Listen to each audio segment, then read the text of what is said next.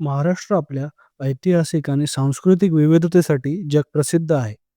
या मातीत अशी काही गावे आहेत, जी त्यांच्या आगळ्या-वेगळ्या परंपरा, सामाजिक शिस्त आणि आर्थिक क्रांतीमुळे सर्वांचे लक्ष वेधून घेतात.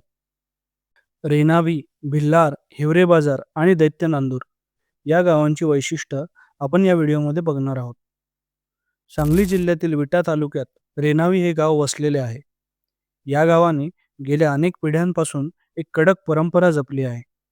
ती म्हणजे संपूर्ण शाकाहार. गावाच्या सीमेत प्रवेश केल्यावर तुम्हाला कुठेही मांसाहार किंवा अंडी, मासे विक्रीचे दुकान आढळणार नाही.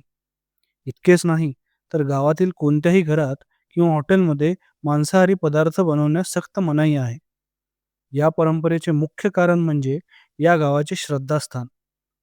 ते म्हणजे रेवणसिद्धी महाराज. महाराजांवरील अतूट श्रद्धेपोटी गावकऱ्यांनी स्वतःहून मांसाहाराचा त्याग केला आहे. हे गाव केवळ खाण्यापिण्याच्या बाबतीतच नाही, तर सामाजिक स्तरावरही अत्यंत प्रगत आहे. रेणावी हे पूर्णपणे व्यसनमुक्त गाव असून तिथे दारू किंवा तंबाखूचे सेवन केले जात नाही. दरवर्षी येथे मोठी यात्रा भरते, जिथे लाखो लोक दर्शनासाठी येतात आणि गावातील या पवित्र आणि शिस्तबद्ध वातावरणाचा मान राखतात.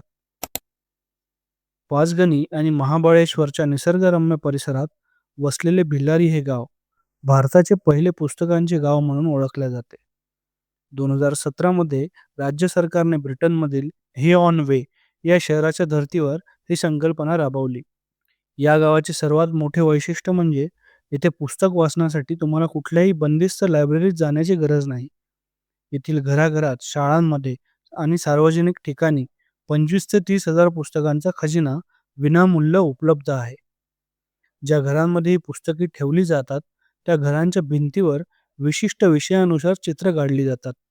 उदाहरणार्थ, ज्या घरात कवितांची पुस्तके आहेत, तिथे निसर्गचित्रे किंवा कवितांच्या ओळी रेखाटल्या जातात. पर्यटक येथे स्ट्रॉबेरीचा आनंद घेत निसर्गाच्या सानिध्यात बसून कथा, कादंबरी, इतिहास आणि बालसाहित्य वाचू शकतात. अहमदनगर जिल्ह्यातील हिवरे बाजार हे गाव आज भारतातील सर्वात श्रीमंत गावांपैकी एक मानले जाते.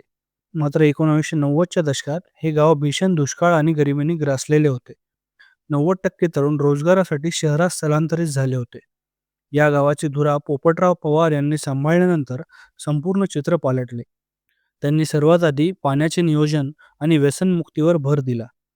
गावकऱ्यांनी एकत्र येऊन श्रमदान केले, विहिरी खोदल्या आणि पावसाचे पाणी अडवण्यासाठी छोटे बंधारे बांधले. यामुळे जमिनीची पाणी पातळी वाढली आणि नापीक जमीन पुन्हा सुजलाम सुफलाम झाली. आज या गावाचा स्वतःचा जीडीपी कुठल्याही शहराला टक्कर देण्याइतका मजबूत आहे. जे लोक गाव सोडून गेले होते ते पुन्हा परतले असून शेती आणि दुग्ध व्यवसायामुळे आज गावातील अनेक कुटुंब करोडपती झाले आहेत. अहमदनगर जिल्ह्यातील पाथर्डी तालुक्यात दैत्य नांदूर हे अत्यंत विचित्र परंपरा पाळणारे गाव आहे. जिथे महाराष्ट्रात प्रत्येक गावात मारुतीचे मंदिर असते, तिथे या गावात मारुतीची मूर्ती किंवा मंदिर आढळत नाही. या गावाचा संबंध रामायण काळाशी जोडला जातो. पौराणिक कथेनुसार येथे हनुमान आणि निंबा दैत्य यांच्यात भीषण युद्ध झाले होते. युद्ध संपल्यावर प्रभू रामांनी निंबा दैत्याला असा वर दिला की या भागात केवळ तुझीच पूजा होईल आणि हनुमानाचा वावर असणार नाही. तेव्हापासून या गावात हनुमानाची पूजा केली जात नाही. इतकेच नाही, तर कोणाचेही नाव हनुमान किंवा मारुती ठेवल्या जात नाही. तर या गावात कुणी या नावाचा व्यक्ती आला तर त्याचे नाव तात्पुरते बदलले जाते. विज्ञानाच्या युगातही श्रद्धा गावकऱ्यांनी आजही तितकीच घट्ट जपली असून ते निंबा दैत्याची देवासारखी पूजा करतात. महाराष्ट्रातील हे गाव आपल्याला शिकवतात की परंपरा आणि आधुनिक विकास यांचा योग्य मेळ घातला तर समाज किती प्रगत होऊ शकतो. या 4 गावांपैकी तुम्हाला कुठल्या गावाबद्दल ऐकून सर्वात जास्त आश्चर्य वाटले, कमेंटमध्ये आम्हाला नक्की सांगा.